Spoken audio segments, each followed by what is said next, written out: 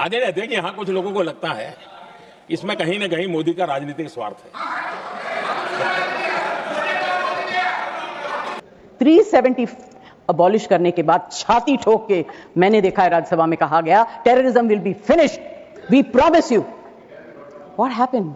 इन भांति भांति के बहानेबाजी, भांति भांति टेक्निकल मुद्दों के आधार पर चीजों को उलझा करके 3 दशक तक इसको अड़ंगे डाले हमने, फंसा के रखा। आपने जो अचीव करना था कर लिया, अब छोड़ दो ना भाई। 3 दशक कम पड़ते हैं क्या रोकने में? 3 दशक तक आपने रोका, फिर भी कुछ कर नहीं पाए, तो अब तो करो।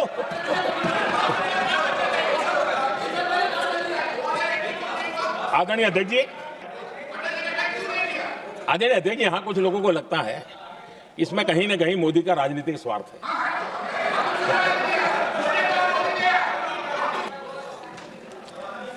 हमारी संसदीय लोकतंत्र में महिलाओं की भागीदारी ये सिर्फ आंकड़ों का खेल या एक लोकतांत्रिक व्यवस्था में सुधार इतना सीमित नहीं है। लोकतंत्र की जननी के रूप में, मदर ऑफ डेमोक्रेसी के रूप में ये निर्णय भारत का कमिटमेंट है, ये सांस्कृतिक कमिटमेंट है। और इसी कमिटमेंट के कारण पंचायतों में ये व्यवस्था बनी और अब तो 20 से अधिक राज्य 50% हुआ है।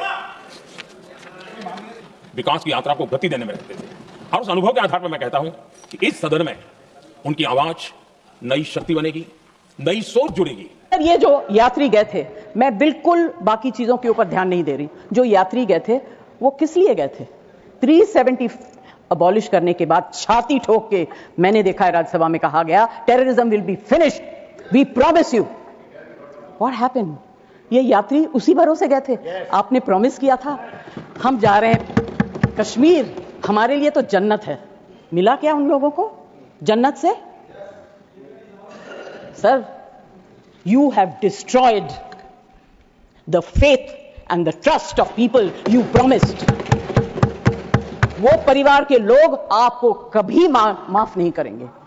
आप लोगों में इतनी ह्यूमिलिटी नहीं है कि आपने उनके परिवार को उनसे माफी मांगी।